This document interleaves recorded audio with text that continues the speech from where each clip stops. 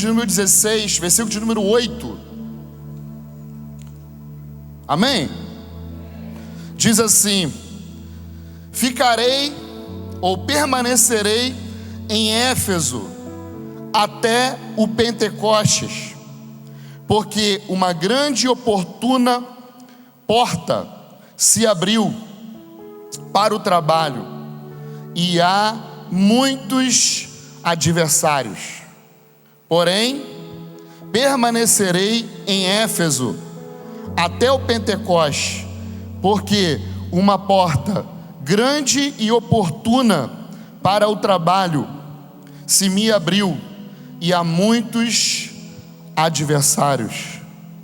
Amém? Paulo, ele cita nesse texto algo que para mim é muito interessante, porque ele fala que ele precisa permanecer em Éfeso até que se cumprisse o dia de Pentecostes. E eu creio que essa é a palavra que Deus tocou no meu coração para que eu liberasse para vocês aqui. Para mim, nomear coisas é muito importante. Então nós estamos hoje numa convenção, ok? Numa convenção. Eu tive pesquisando o que quer dizer a palavra convenção. E a palavra convenção é interessante porque nos dicionários diz o seguinte: convenção é um termo com origem no vocabulário latino e quer dizer conventio. Pode tratar-se de uma reunião, de uma organização que se leva a cabo para estabelecer pautas, nomear delegados e representantes. Um outro substantivo, né?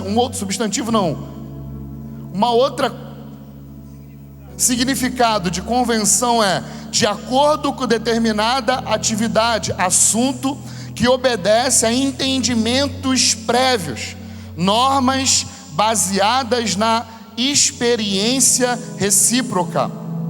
Uma outra fala certos tipos de regras ou costumes que podem se tornar lei, legislação regulamentada para introduzir, para formalizar, reforçar a convenção.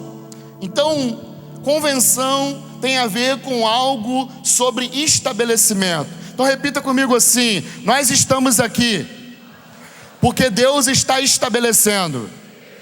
Então uma convenção é para que Deus possa estabelecer coisas. Então quantos são pastores aqui? Amém? Então eu sei que nem todos aqui são pastores. Porém eu creio que se você é líder, você é pastor de uma igreja, essa convenção vai ser para estabelecer coisas no seu espírito, estabelecer leis espirituais dentro de você. Para isso serve uma convenção. E num outro momento a convenção fala também de nomear pessoas, fala também de levantar delegados. E essa palavra delegado é muito interessante porque é a mesma palavra para apóstolos. Então eu creio que Deus, Ele está levantando no nosso meio uma cultura apostólica. Ele está levantando no nosso meio uma cultura de envio. Não necessariamente para as nações, não necessariamente para que você possa de repente sair do Brasil, mas para que você possa viver uma cultura apostólica no lugar aonde você está, porque todos nós nascemos a partir do envio. Eu envio vocês. Isso é o que Jesus falou para os seus discípulos. Então estamos debaixo de uma cultura apostólica, e uma cultura apostólica fala de uma cultura de envio. Amém? Então, retornando, fechando esse parênteses sobre aquilo que é convenção, e retornando ao texto, Paulo diz: permanecerei em Éfeso até que se cumpra o dia de Pentecostes. Então nós queremos permanecer nesse lugar até que aconteça o Pentecostes. Agora, para mim, um fator em Pentecostes que me chama muita atenção é que no dia de Pentecostes Deus formou no meio daqueles 120 homens, e depois de 3.000 e depois de 5.000, uma linguagem espiritual. Então nós estamos numa convenção em que nós estamos falando de estabelecer uma cultura apostólica, e nós queremos permanecer em Éfeso até que venha o Pentecoste. Para mim, Pentecoste tem a ver com uma linguagem espiritual que Deus deseja formar nas nossas igrejas, que Deus deseja formar nas nossas cidades. Eu creio que nesses dias o Espírito Santo, ele vai nos encher, primeiro, para que nós possamos ter uma linguagem espiritual aonde nós vamos poder compreender uns aos outros. Porque para mim um grande sinal daqueles dias do derramamento do Espírito Santo foi que todos conseguiram se compreender. Eu abençoo para que o Espírito seja derramado aqui, para que nós possamos compreender aquilo que o Espírito está falando à igreja, aquilo que os ministros vão compartilhar aqui nesses dias. Nós precisamos entrar em um lugar de compreensão espiritual, porque deixa eu te falar, Deus é Espírito, Ele continua falando por meio do Espírito. Quando a Escritura fala que a palavra se tornou carne, a palavra de Deus se tornou gente, lá no versículo 14 de João, no início vai dizer que essa palavra que se tornou gente, o Verbo estava com Deus antes da fundação do mundo, e por meio do Verbo todas as coisas que existem foram criadas. Essa palavra está no nosso meio. E os filósofos, eles usavam a palavra verbo de uma forma muito interessante, porque a palavra verbo não tinha a ver com som, com sonoridade. A palavra verbo tinha a ver com o seguinte: entre aquilo que eu falo e o que você recebe é o verbo. Então o verbo é uma ação. O verbo é, eu estou falando 1000 sons aqui, porém no seu espírito o verbo está operando. Então o verbo é uma ação que vai produzir no seu espírito a compreensão daquilo que Deus deseja compartilhar, impartir com você nesse dia. Por isso que não importa muito aquilo que nós falamos, importa aquilo que o verbo vai compartilhar conosco, porque Deus continua, querido, falando pelo meio do Espírito. Deus continua falando por meio do seu Espírito. Nós não podemos nunca nos esquecer disso. Ele continua compartilhando o seu Espírito com homens espirituais. Porque quem conhece as coisas do homem, senão o Espírito do homem? Quem conhece as coisas de Deus, senão o Espírito de Deus? E o Espírito de Deus está aqui para trabalhar, para liberar em nós coisas espirituais. Eu tenho falado que revelação, ela sempre supera a nossa capacidade de falar sobre ela. Porque você compreende uma revelação dentro de você, porém parece que falta vocabulário para que você possa falar daquilo que você compreendeu no Espírito. E aí o Espírito Santo, ele vai trabalhando com a sua mente, para que a sua mente, ela tenha condições e vocabulário específico para que você possa falar daquilo que você entendeu no Espírito. Então isso faz parte de uma comunicação espiritual. Não é a sua mente que talvez compreenda o que foi falado, mas o importante é que o seu espírito pegue aquilo que foi falado, e sua mente precisa ser renovada e transformada para que a sua mente possa capturar aquilo que Deus falou no Espírito, e então você possa falar acerca da revelação que Ele te deu. Por isso que a revelação, ela depende de um tempo. A Escritura vai dizer que Paulo fica construindo uma revelação durante 14 anos no deserto da Arábia. 14 anos para que uma revelação ela seja construída. E sabe o que eu percebo nesses dias, querido? É que pessoas querem falar sobre revelação e não compreenderam aquilo que estão falando.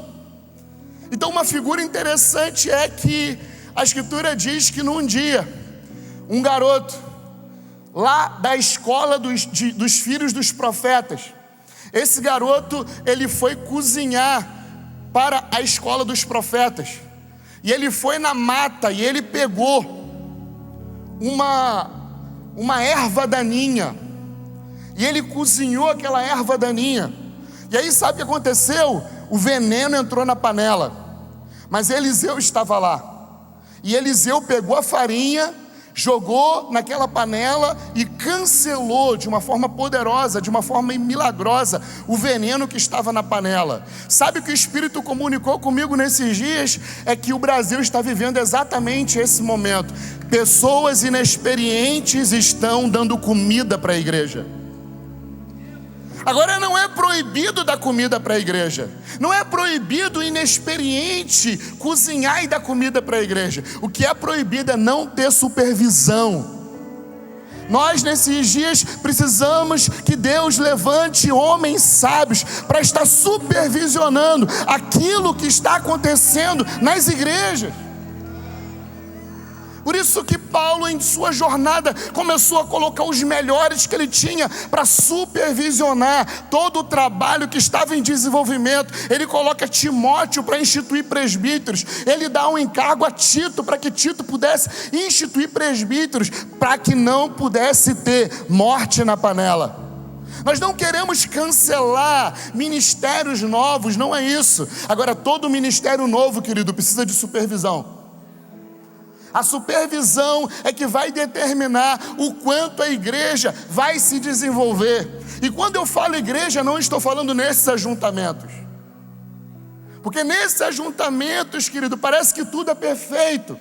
Mas eu sei que tem gente que vai sair daqui e vai querer, na segunda, na terça-feira, sair da igreja que congrega. Porque parece que tudo que houve aqui não funciona onde você está. Então eu abençoo para que nós cheguemos um dia que aonde você saia daqui e você vai chegar lá no lugar onde você está e você só vai comparar coisas espirituais com coisas espirituais e você não vai ter vontade de sair do local onde Deus te colocou. Porque infelizmente nós estamos vivendo ainda esse processo aonde nós ouvimos coisas que não encaixam com a nossa realidade. Por isso, a maior necessidade que eu vejo nesses dias é de uma reforma apostólica em cada igreja local. Uma forma de nós vermos a igreja não mais como ela está.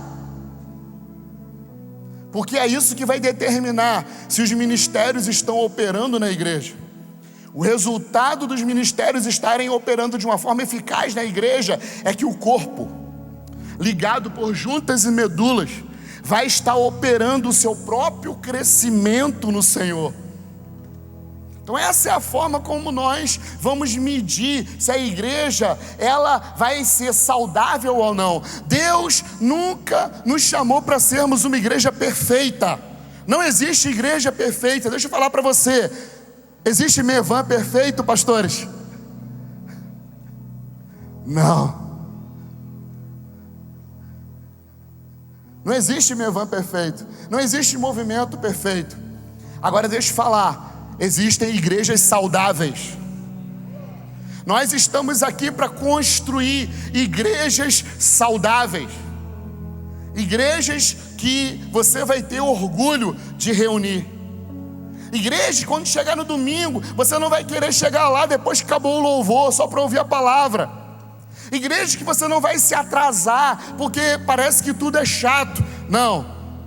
Igrejas que você vai sair 1, 2 horas antes da sua casa, com seu coração fervoroso, porque você pensa assim: hoje é dia de me encontrar com a minha família. Hoje é dia de nós recebermos diretivas e adorar o Eterno. Hoje é dia de nós manifestarmos os dons. Hoje é dia de nós alcançarmos pessoas e tocarmos a nossa cidade. Porque deixa eu te falar, querido, Deus toca uma cidade por meio da igreja. Deus não usa, Deus pode até usar ministérios para-eclesiásticos, mas o propósito de Deus é usar a igreja, meu irmão. Deus não terceiriza a missão dele, mas a igreja pode terceirizar a sua missão, porque não compreendeu, talvez, que tudo aquilo que Deus faz por meio da igreja. Então só existem ministérios para-eclesiásticos porque a igreja não está funcionando. E todo ministério para-eclesiástico está denunciando a igreja, dizendo exatamente que ela não está da forma como ela deveria estar. Sabe por que existe Jocum, querido? Sabe por que existe ONG? É porque a igreja deixou de cumprir o seu papel de ir às nações, de fazer justiça.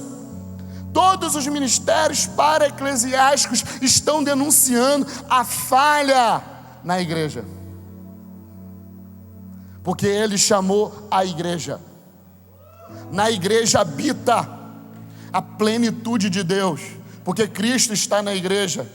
A igreja apresenta a principados e potestades a sabedoria de Deus.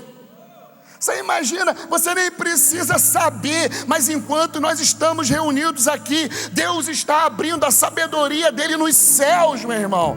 Porque eu e você estamos agora mesmo, apesar de estarmos aqui assentados com ele nas regiões celestiais. A igreja é milagre. Ela continua sendo milagre e ela continua operando a partir dos céus. Nós precisamos tirar os nossos olhos das circunstâncias que nos rodeiam e precisamos olhar para o céu, porque Deus nos chamou a partir dos céus, amém? Então precisamos permanecer em Éfeso até que Deus levante uma linguagem espiritual comum. Deixa eu te falar, sabe o que marca todos os movimentos na história, sejam eles evangélicos ou não? O que marca um movimento é a linguagem. Por exemplo, se eu cantar aqui uma canção, você vai lembrar que movimento era: vem, vamos embora, que não sei cantar o resto, né? Eu não sou dessa época. Que esperar não é saber. Se eu falar isso, você vai lembrar de um movimento. Que movimento era? Direta já, ok? Agora se eu falar assim, ó, se eu cantar essa canção assim, ó: que venha e permaneça seu reino inabalável. Quem lembra dessa música? Ih, vocês não conhecem essa música não? Meu Deus. Então você vai lembrar de um movimento que se iniciou sobre reino. Porque o reino pra gente, há uns anos atrás, não tinha a mesma conotação que tem hoje. Então isso fala de formação, de linguagem espiritual. Então hoje ninguém mais prega aqui, por exemplo, falando glória a Deus, aleluia, louvado, aleluia, aleluia, aleluia, aleluia. Difícil. Porque a linguagem que Deus está nos dando nessa geração é diferente, irmão. Agora é melhor do que a linguagem passada? Não tem mais a ver com sermos melhores ou piores. Tem a ver com cumprirmos aquilo que está sobre nós, com aquilo que Deus deu a essa geração para cumprir. Então eu te convido hoje a permanecer em Éfeso até que uma linguagem espiritual se levante. Amém? Então, Paulo, ele, na sua carta de Éfeso, ele vai falar sobre alguns pontos que eu creio que nós devemos permanecer, tanto em Éfeso quanto em Apocalipse. E eu quero citar para você esses pontos que eu creio ser importantíssimos. Então, o primeiro ponto que eu creio que Paulo fala em Éfeso, no capítulo 1 de Éfeso, versículo 17 e 18, Paulo vai orar por espírito de sabedoria e de revelação, para que a igreja possa compreender a esperança do seu chamamento. Então Paulo não ora sobre o espírito de sabedoria e de revelação para as pessoas terem experiências religiosas. Paulo não ora por espírito de sabedoria e revelação para que as pessoas possam profetizar. Mas o que está escrito aqui é que Paulo ora sobre os Efésios para que a igreja possa compreender a esperança do seu chamamento.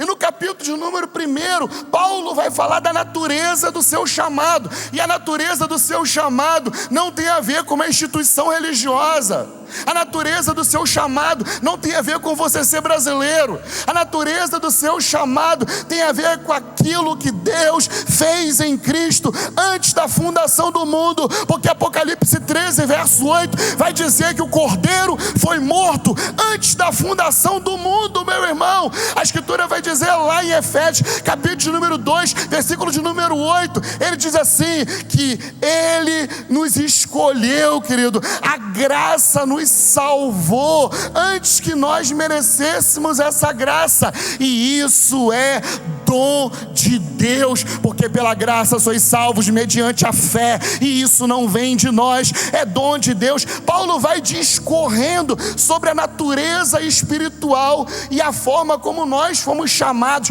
porque chamado não tem a ver, para mim, com vocação. Chamado tem a ver com voltarmos para Ele. Chamado tem a ver com nós lembrarmos aquilo que Ele fez por nós, para nos reconciliar, para fazer com que nós a cada dia pudéssemos estar perto dEle. Chamado tem a ver com reconexão, porque a primeira vez que essa palavra chamado aparece na Bíblia é quando Deus diz assim para Adão: Adão, onde estás? Ou seja, o homem peca, e a partir do momento que o homem peca, existiu a necessidade de Deus chamar o homem de volta para Ele. E talvez você esteja aqui desconectado, meu querido. Eu quero te dizer uma coisa: Deus está te chamando hoje para Ele e dizendo: você é meu, porque eu te comprei com um bom preço, por um bom preço, antes mesmo que você chegasse no ventre da sua mãe, eu já havia te escolhido.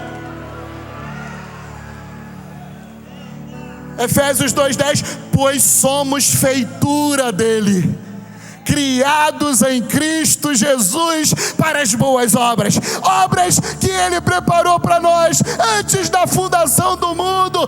Que Deus maravilhoso é esse! Além dele ter te chamado para Ele, Ele também garantiu na cruz o direito de você possuir dons, talentos, de você ser um vocacionado. Não existe ninguém que está nessa sala que foi chamado por Deus e que não tenha sido afetado por um dos desdobramentos da cruz, que é receber uma santa vocação.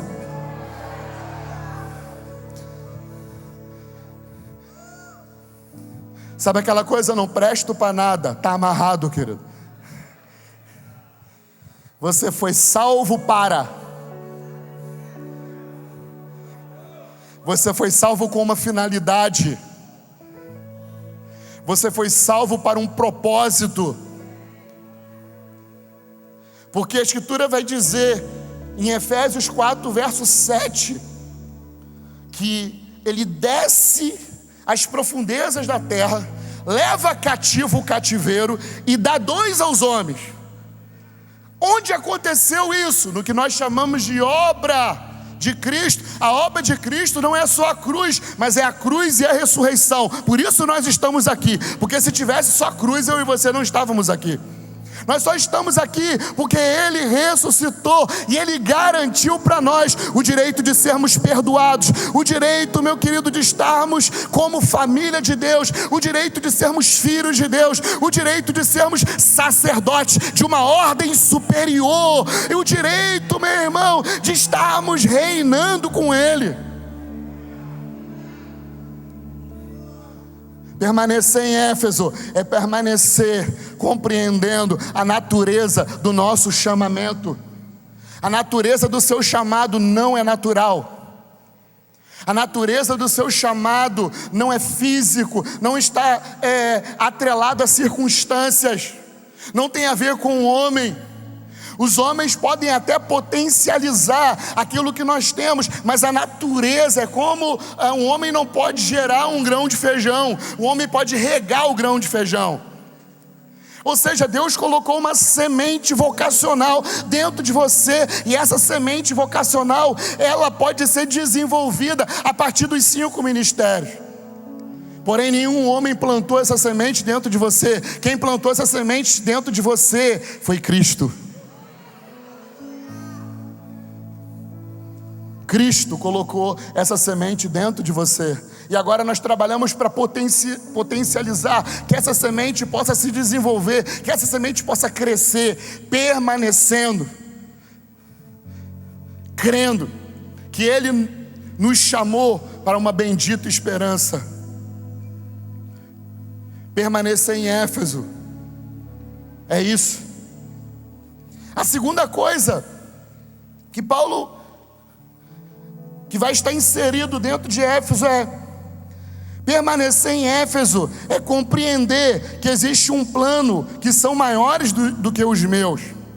Deus está formando um corpo. Capítulo 2 de Efésios, versículo 13 a 20.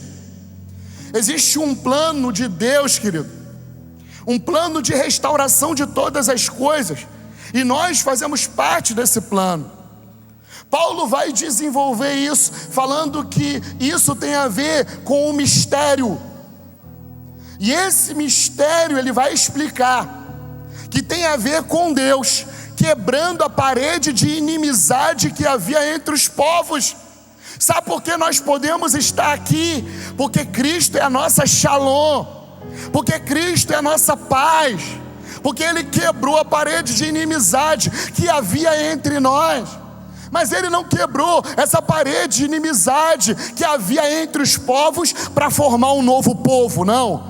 Paulo vai dizer que Ele quebrou a parede de inimizade que havia entre os judeus e entre os gentios para formar dos dois um só corpo. Sabe o que Deus está formando na terra, meu querido? Não é um novo povo. Deus está formando na terra é um corpo bem ajustado, que está crescendo por meio de juntas e medulas, que por meio dessa operação ele vai estar crescendo, e Cristo é o seu cabeça. Esse é o mistério que estava oculto antes da fundação do mundo. Os profetas não conseguiram compreender esse mistério. Eles falavam como que se Deus estivesse escondendo algo, porém eles falavam sem conseguir discernir aquilo que Deus está falando exatamente. Eles falavam por figuras, eles falavam por símbolos, mas eles não conseguiram discernir. E Paulo vai dizer no capítulo 3 de Efésios que agora chegou a hora do mistério ser revelado. E qual é o mistério? Porque Deus falou com os profetas, porque Deus estava gerando uma paz que iria fazer com que os outros povos pudessem se tornar um só corpo com Israel. Esse era o mistério que estava oculto. Então existe um plano, existe uma visão macro que é maior do que a minha visão, que é maior do que a minha igreja local. Nós precisamos compreender, querido, que se nós estamos pastoreando pessoas, porque essas pessoas estão linkadas a um propósito que é maior do que a igreja, há um propósito que é maior do que o culto de domingo, que é maior do que o ministério de louvor, que é maior do que o teatro da igreja, que é maior do que a pregação, querido.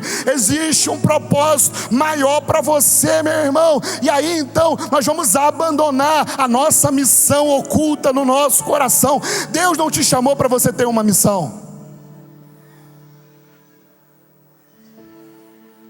Deus te chamou para você cooperar na missão que é dele. Sabe por que existem pessoas frustradas? Porque querem cumprir a sua missão. E aí a sua missão pode ir bem enquanto tiver recurso, enquanto tiver gente dizendo que legal, a sua missão pode ir bem. Mas vai chegar um tempo que essa missão vai acabar, porque não é a missão de Deus. Agora a missão de Deus, ela não acaba. E aí nós, mesmo servindo um copo d'água a um pequenino, compreendendo que isso faz parte de um plano maior, nós estamos linkados àquilo que Deus está fazendo. Deus não nos chamou para fazermos grandes coisas, querido. Deus nos chamou para sermos fiéis. 1 Coríntios capítulo número 4, versículo de número 1 diz que Deus, Ele levantou ministros, e esses ministros são como administradores dos mistérios de Deus. O que são administradores dos mistérios de Deus? São os ministros que Ele confiou a revelação da palavra. E diz assim a Escritura: e o que se requer de alguém que seja administrador de mistérios? Que seja encontrado fiel. Deus não te chamou para produzir resultado, querido. Deus te chamou para permanecer fiel naquilo que Deus te deu. Permanecendo fiel naquilo que Deus te deu, você vai estar cumprindo. Você vai estar trabalhando naquilo que Deus deseja. Porém, nós tentamos sempre comparar nosso ministério, às vezes, com aquilo que outras pessoas estão fazendo. E aí vem a frustração. Tem um monte de gente frustrada no Brasil, porque está se comparando com a galera do Instagram, que tem 100 mil seguidores.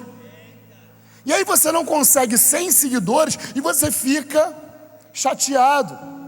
Isso te traz crise, porque você pensa assim: como que pode alguém que não sabe nem pregar tem 100 mil seguidores, e eu que sei pregar, a minha igreja tem 30 pessoas? Aí vem uma crise. Mas deixa eu te falar, Deus te chamou para ser um administrador dos mistérios dele. E o que se requer de um ministro assim? Que ele seja encontrado fiel. Seja fiel àquilo que Deus te deu. Não deixa, querido, os holofotes, não deixa o Instagram roubar sua essência. Não mude a sua roupa, não mude aquilo que você vista por causa da popularidade, por causa do meio que você vai estar. Não, querido, deixa eu te falar, não é um meio, eu não tenho que me moldar ao meio que eu vivo. Eu tenho que determinar meus valores no meio que eu vivo. Você não é governado pelo sol, querido. Adão não era governado pelo sol. A primeira coisa que Deus criou foi a luz. João 1 vai dizer que Yeshua era luz. A Escritura vai dizer em Eclesiastes que debaixo do sol não tem nada novo. Sabe quando o crente fala isso? Não tem nada novo debaixo do sol. Tudo eu já ouvi. Sabe por quê? Porque está andando debaixo do sol, não debaixo da luz. Porque debaixo da luz, você todo dia vai ter uma nova revelação. Todo dia Deus vai falar com você, querido. Tem muita gente cansado porque está vivendo debaixo do governo do sol. Deus não nos chamou para vivermos debaixo do governo do sol. O sol foi o primeiro ídolo das nações. O que você está cultuando? O sol? Seu trabalho? O que está debaixo do sol? Isso tudo é canseira. Se você olhar para aquilo que está debaixo do sol, você vai ficar mal. Nosso governo é o governo da luz. Vós estes lux et mundi. Vós sois a luz desse mundo. E não se pode esconder uma candeia em cima do monte. Não, sabe o que esse mundo precisa? É de luz. Agora deixa eu falar para você, luz não necessariamente é ter caráter. Nós associamos luz com moralidade, e nós precisamos nos converter nisso. Moralidade é uma das consequências de eu andar na luz. Agora, andar na luz é ser governado por Cristo. É ser um homem espiritual que não julga as coisas segundo aquilo que os seus olhos veem. Porque os verdadeiros sábios que Deus está levantando nessa geração são homens, querido, que podem julgar sim todas as coisas, mas eles não julgam segundo os olhos, eles julgam segundo o Espírito. Porque neles, no decorrer da experiência que eles têm com Deus, foi criado um critério.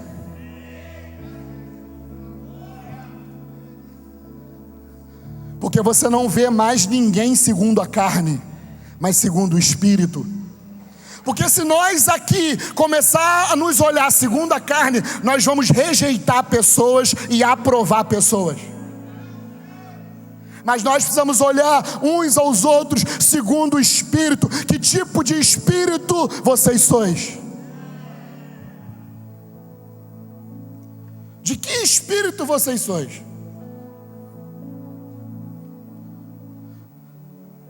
A palavra sol só vai aparecer em Gênesis depois de muitos capítulos. Mas o que brilhava em Gênesis era a luz. Sabe o que vai acontecer na Nova Jerusalém, querido? Sabe o que vai acontecer na Nova Jerusalém? Olha o que eu descobri: a Nova Jerusalém não tem sol. Porque Ele vai ser a nossa luz. Não é o sol que nos governa, nem o tempo. Porque a Escritura diz: o sábio vai remir o tempo. Então a sabedoria nos faz ser administradores de tempo. Então, porque nós nos tornamos sábios, nós vamos administrar tempos. Então, o tempo que nós vamos administrar, nós não vamos estar sujeitos a ele, porque Deus nos chamou para sermos homens sábios e não nécios. E o sábio vai remir o tempo. Então você que decide o tempo que você vai ficar no deserto. Se você não for sábio, o deserto pode durar 40 anos. Se você for sábio, o deserto pode durar 3 meses, como foi Abraão, que fez o mesmo percurso de Israel. O sábio reduz o tempo.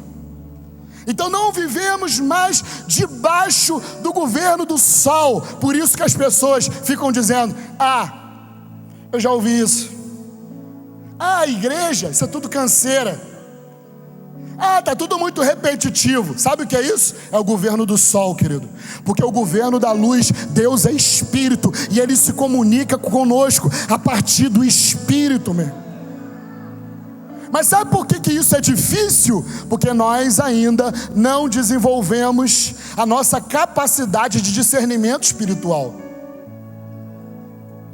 Quando a Bíblia fala sobre homens carnais e homens espirituais, não está falando de homens que não nasceram de novo. Paulo fala para a igreja de Corinto, uma igreja, e ele diz: vós ainda sois carnais,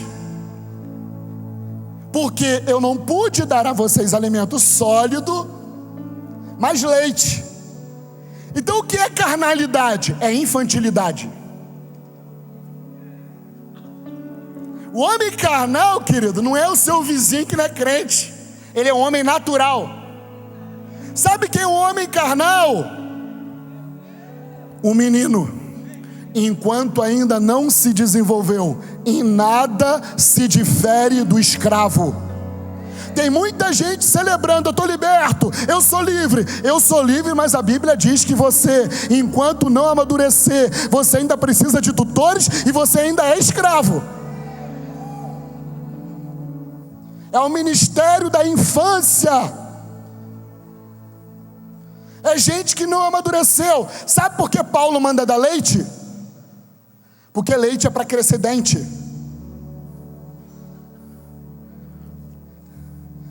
Obrigado, meu apóstolo. Obrigado pela camisa que você veio em homenagem a mim. Leite é para nascer dente. É errado dar leite? Não, querido. Porém, existe uma medida para que nós possamos alcançar a estatura de Cristo. Então, para que serve a igreja? Para a gente, se for carnal, beber leite. Porque Deus não quer que você seja carnal o resto da sua vida, mas que você se desenvolva e alcance a perfeita varonidade. Ser carnal não necessariamente é ser sensual. Sensualidade é uma das consequências do não desenvolvimento espiritual. Então, sensualidade é um dos aspectos de um homem que é carnal. Então, um homem que não se desenvolveu espiritualmente, ele pode ser um homem sensual. porque ele ainda não tem capacidade de discernimento. Então ele continua agindo como alguém infantil, sendo salvo, porém ainda escravo. E aí ele canta: eu sou livre, Jesus me libertou, eu sou livre. E aí tem uma palavra, um decreto apostólico: enquanto o menino não se desenvolver, ele em nada se difere do escravo. É forte, mas é o que está escrito.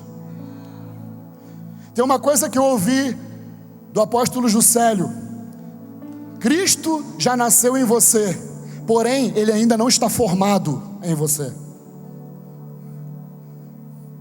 Qual o processo que nós estamos? Para que servem para mim convenções, conferências? Para que Cristo seja formado em você,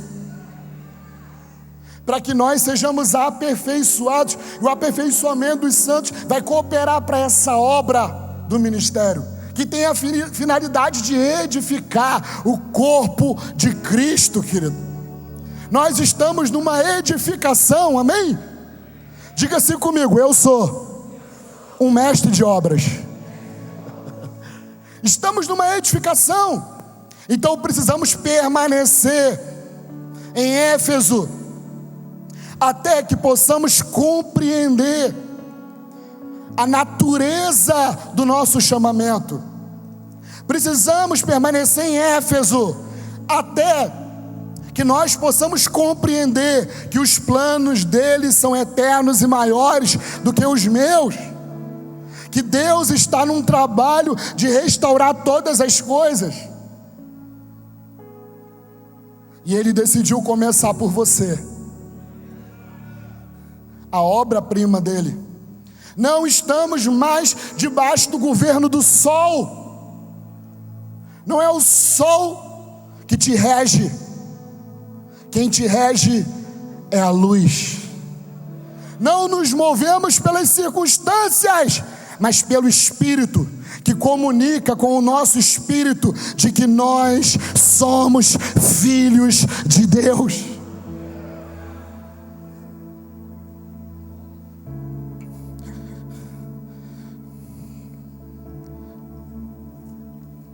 Permanecer em Éfeso é compreender que existe uma forma de se construir a igreja, a forma de Cristo. E qual é a forma de Cristo? A igreja é fundamentada por apóstolos e profetas que possuem como um fundamento Cristo. Deixa eu falar para você, não existem muitos fundamentos no sentido bíblico da palavra. Um só é o fundamento. A palavra que é usada para outros fundamentos é a mesma palavra que princípios. Então, quando a Escritura fala de outros fundamentos, vai estar falando ou de rudimentos ou de princípios. Só existe um fundamento, e o fundamento é Cristo.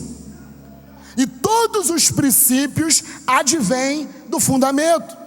Então, por que os princípios não funcionam? Porque não tem o fundamento correto. Por que o ensino não funciona? Porque o fundamento não está correto. Porque se existe um princípio que não está funcionando, um rudimento que não está funcionando, é necessário olhar para o fundamento. A igreja de Éfeso, ela recebeu repreensões, e uma das repreensões que ela recebeu é: vocês precisam permanecer no primeiro amor, retornar ao primeiro amor. Por que o escritor de Apocalipse fala isso? Porque a igreja de Éfeso havia perdido a referência apostólica. E havia um grande problema na igreja de Éfeso. Eles haviam deixado o primeiro amor. Amor, querido, não é um sentimento. É uma decisão que eu tomo todos os dias de amar a Deus acima de todas as coisas. Não fique esperando alguém orar por você para que você tenha amor. Isso não vai acontecer. O amor é uma decisão espiritual. Amor não é um sentimento da alma. É uma decisão no seu espírito. Eu decido amar a Deus acima de todas as coisas. Então, quando se diz que a igreja perdeu o amor, ela perdeu o fundamento.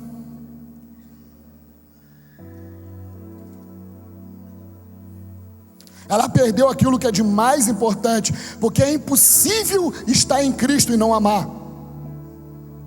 Quando a Escritura diz que nos últimos dias o amor de muitos iria se esfriar, não está falando que as pessoas iriam perder o amor, porque perder o amor é uma coisa, esfriar o amor é outra. E esfriar o amor tem a ver com dogmática, tem a ver com aquilo que eu creio, querido. Esfriar o amor não tem a ver com o sentimento que um jovem deixa de ter por uma outra jovem. Nós não estamos falando disso. Nós estamos falando de fé. Nós falamos de crença. Quando esfria o amor porque você deixou de crer, irmão.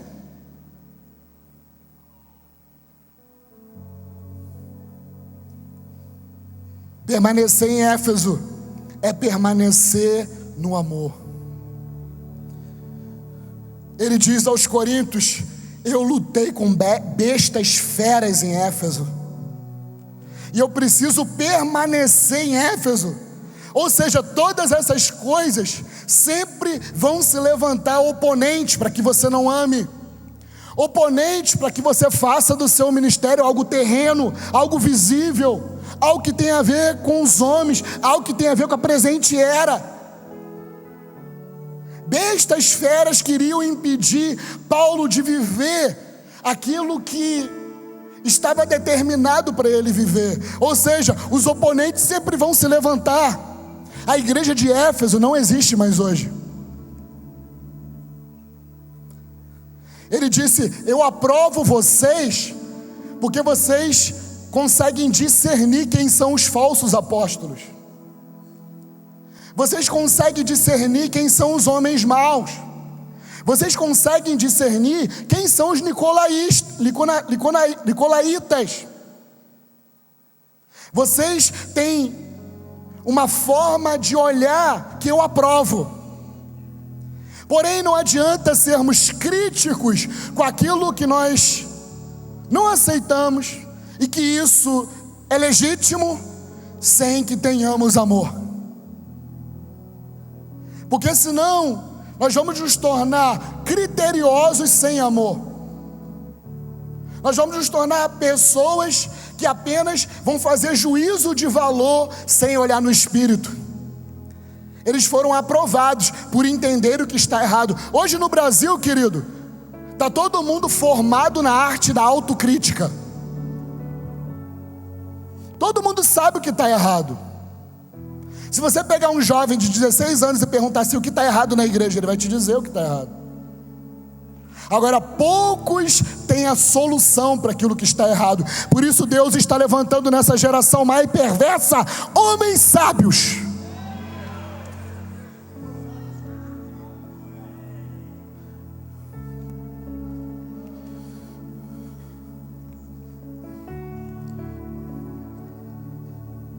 Estamos em reforma.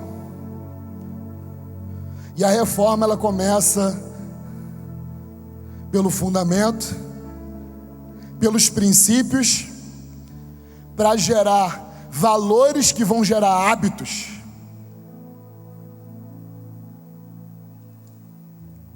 Por algum tempo eu não tinha esperança na igreja que está aí. Eu desisti um tempo da igreja que está aí.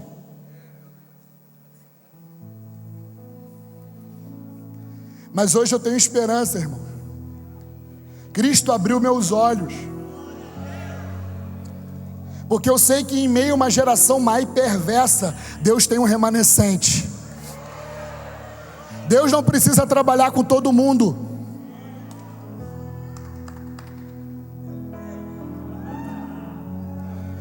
Deus escolheu 12 e rejeitou uma multidão. E os 12 tocaram aquilo que nós vemos hoje: milhares de milhares de milhares de milhares. Porque foco é mais importante do que distração.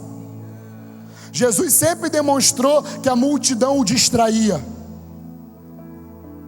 O que ele fazia com a multidão? Ele curava, sozo. Ele trazia os valores do reino futuro para o presente e abençoava o povo. E com os 12, ele revelava os mistérios do reino de Deus.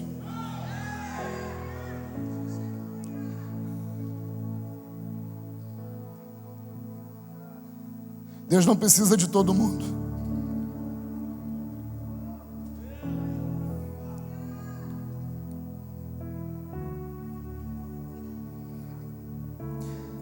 Ficarei, porém, em Éfeso até o Pentecoste, porque uma grande porta e oportuna para o trabalho se me abriu, e há muitos adversários. Paulo está falando de uma porta que se abre, uma porta que a partir dali nós vamos ver talvez um dos maiores avivamentos, tanto no sentido de sinais, quanto no sentido de propagação do evangelho aos gentios, querido. Eu tenho aprendido que porta tem a ver com o trabalho apostólico. Toda vez que nós vemos portas, no Novo Testamento está falando de um trabalho apostólico, porque o apostólico fala de acesso, fala de você entrar, fala de você penetrar. Os apóstolos, eles não entram de cidade em cidade, eles penetram de cidade em cidade. É diferente entrar e de penetrar.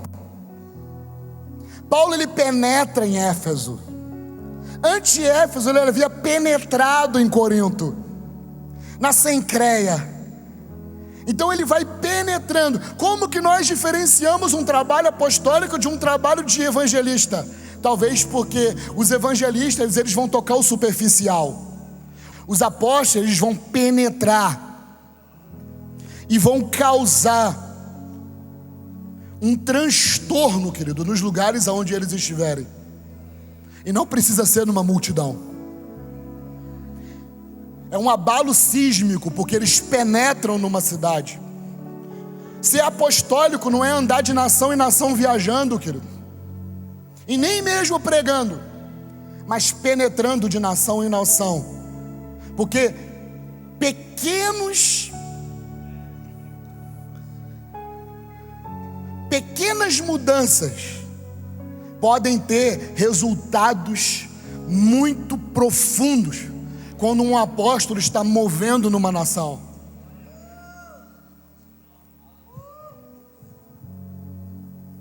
Nós estamos falando de uma convenção, num lugar onde nós estamos reunidos para conferir, onde nós estamos reunidos para pensar sobre essas coisas.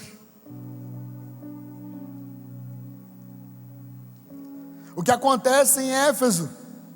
Paulo, ele chega na cidade, eu já estou terminando, e ele encontra nessa cidade um homem chamado Apolo.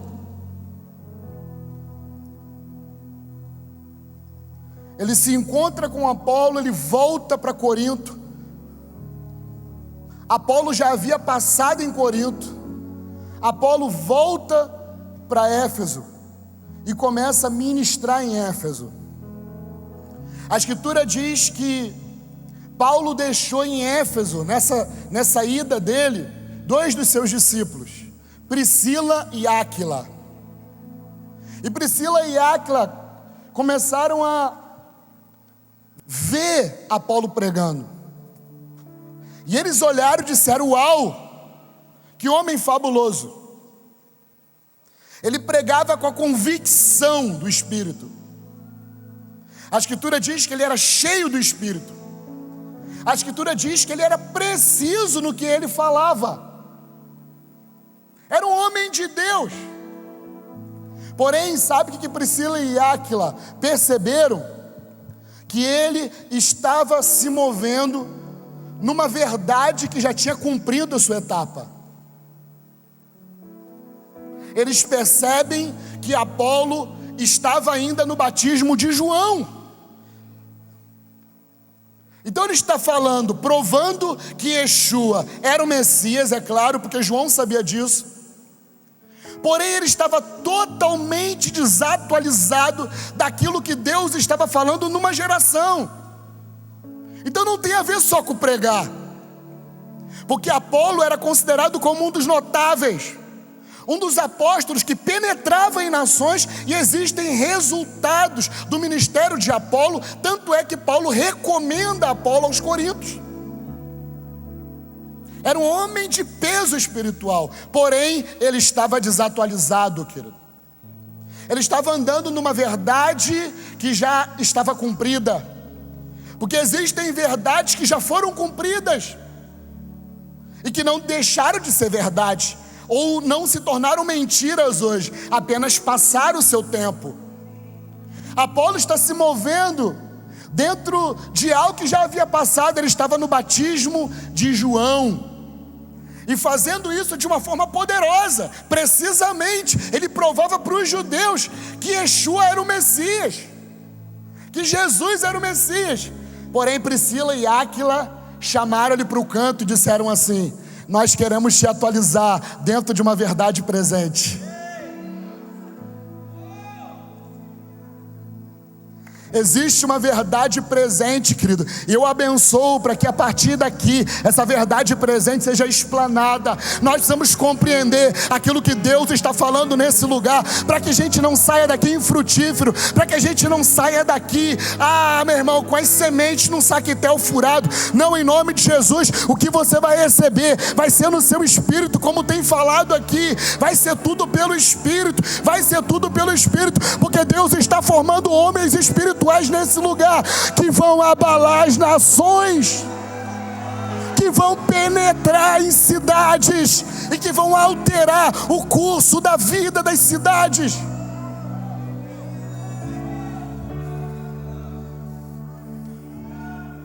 Agora cuidado, que a sua cidade pode ficar pobre por causa de você.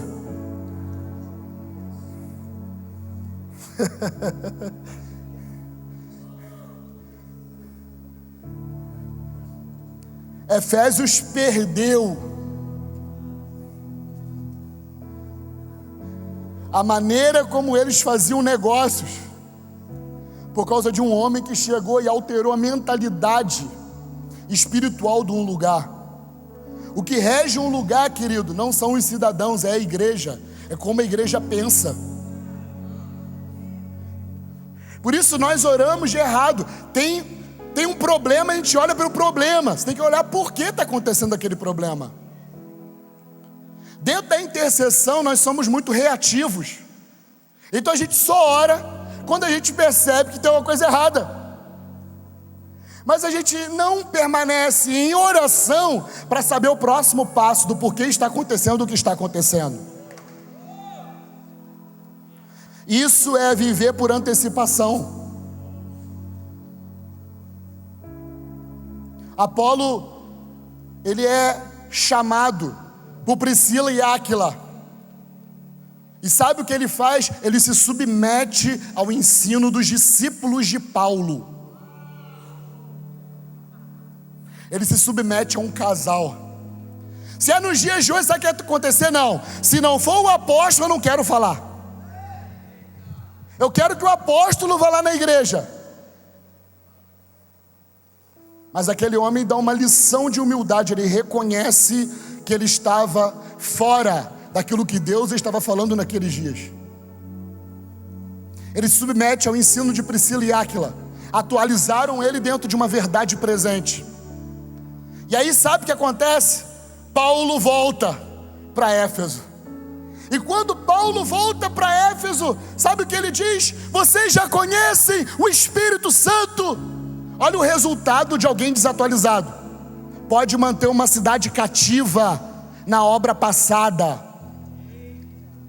Isso é o que eu mais vejo nessa nação. Tem gente que está cativo naquilo que já passou, meu irmão. Tem que virar a página e nós precisamos avançar para aquilo que Deus está operando. Não tem como, não funciona mais. Como o apóstolo Luiz Hermínio disse, Deus já desabilitou e nós continuamos cantando. Deixa eu entrar no Santo dos Santos. Você não entendeu nada. Cristo já entrou de uma vez por todas no Santo dos Santos e já abriu um novo e vivo caminho. E agora ele disse lá em João 14: eu vou para o meu Pai e eu vou preparar lugar. Ou seja, tem um lugar no Pai, tem um lugar no próprio templo. Você é o próprio templo, tem um lugar em você, tem um lugar nele para você, meu irmão. Que coisa chata entrar e sair no Santo dos Santos. Deixa eu entrar, deixa eu sair, deixa eu entrar, deixa eu sair. Não, o Santo dos Santos você mora lá. Porque servíamos a um sacerdócio superior, de uma ordem superior, que não possui pai nem mãe, uma genealogia eterna.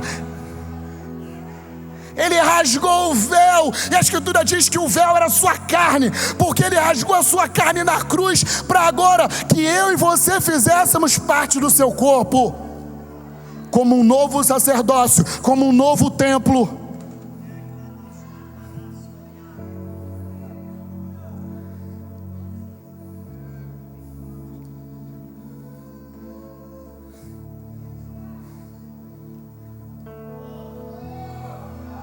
Preciso, eloquente, homem de Deus, penetrava em nações, porém andava numa verdade que já havia se cumprido. Andava no batismo de João. E deixa eu te falar, sabe quando é que o batismo de João foi desabilitado?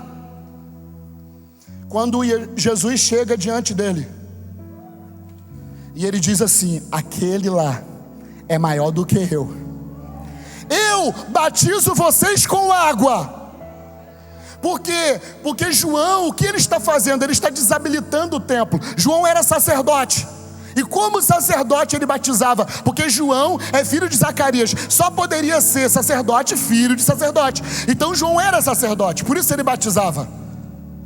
Então batizando ele está desabilitando o templo. E o templo era de Herodes, não era de Deus.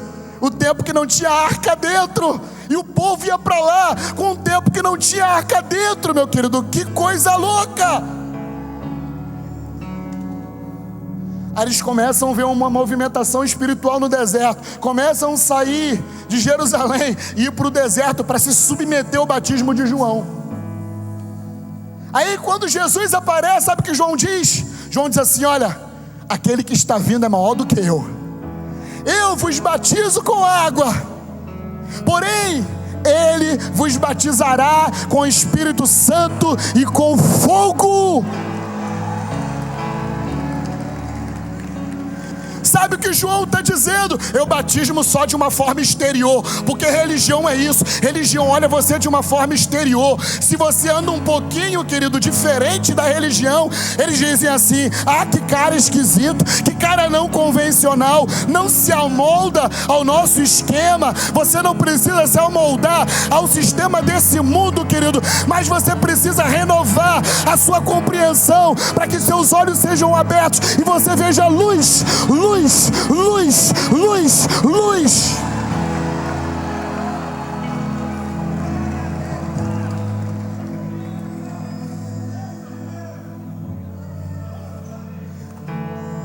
Eu batizo é religião, é um símbolo de uma purificação.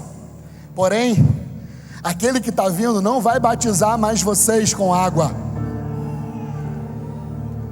Precisamos resgatar isso da igreja evangélica. Nós não batizamos o batismo de João, querido.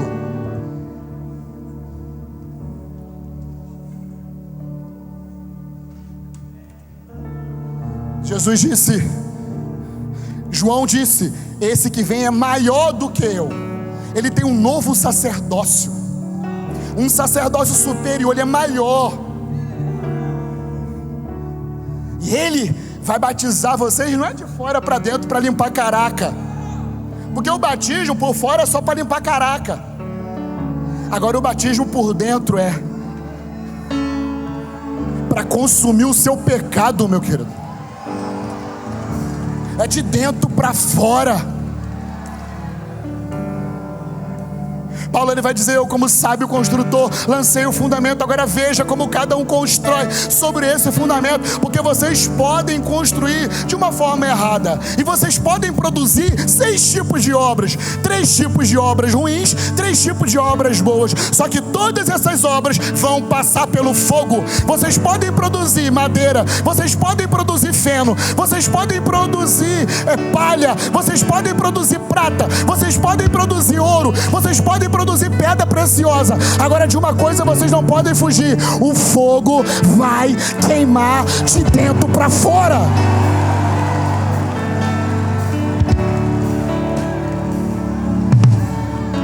Abrindo meu coração, eu cansei de esperar as coisas que vão descer.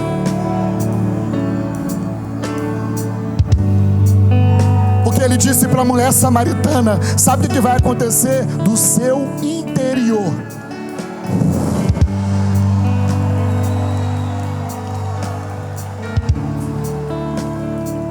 Nós ficamos esperando as coisas acontecerem. Deixa eu te falar, Cristo já morreu, já ressuscitou. O poder da ressurreição está aqui, está aqui. O mesmo poder que levantou Yeshua dos mortos está aqui para te levantar.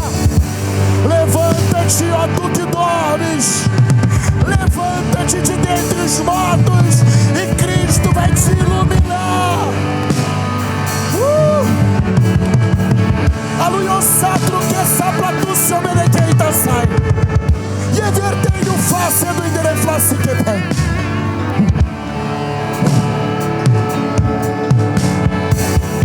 Eu não estou esperando alguma coisa acontecer. Eu quero provocar. Eu quero provocar. Nós somos os provocadores. Nós precisamos desfrutar de tudo aquilo que Ele já fez. Deixa eu te falar, Ele já ressuscitou e essa é a nossa vitória. Essa é a nossa vitória.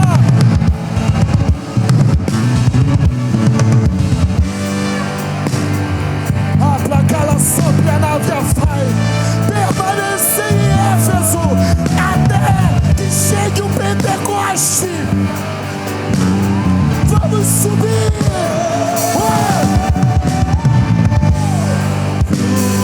Nesse lugar, transborda o teu amor que nos envolve. Deixa fluir. Deixa fluir. Chegarei a encontrar teu amor que nos envolve.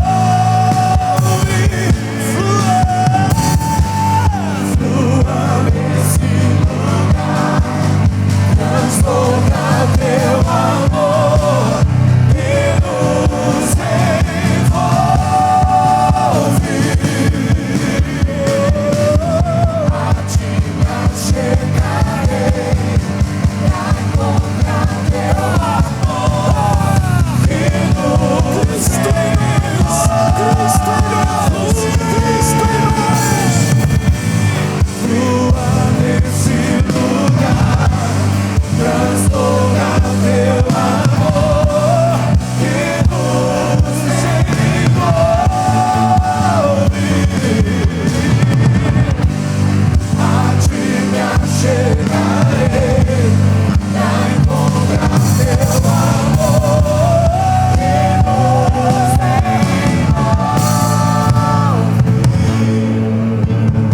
Jesus fala sobre vinho novo em odre velho, Ele está falando isso para os discípulos de João Batista. Ele está dizendo que o movimento de João Batista havia se cumprido. Não é que o vinho velho é ruim, é que ele já fez o odre expandir. Então já cumpriu o seu propósito. Então você não pode pegar o vinho novo, o movimento de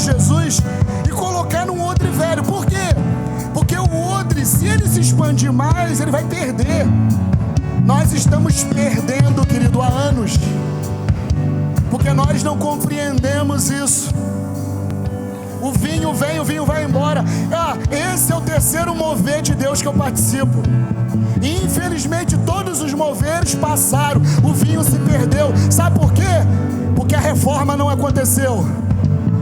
Os apóstolos não estiveram no lugar que eles deveriam estar. Eles foram seduzidos pela riqueza, pela fama, pelo dinheiro.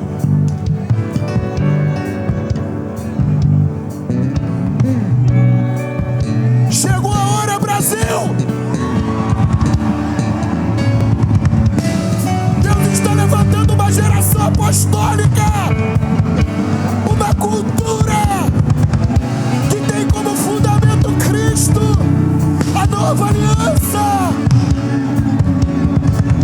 Nós não vamos andar pelas nações, nós vamos penetrar.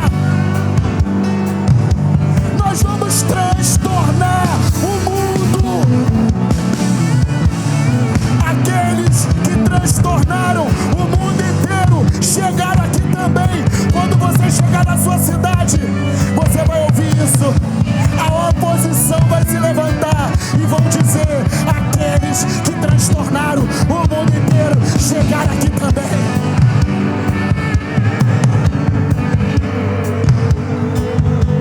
Sabe por que teve crise no Brasil?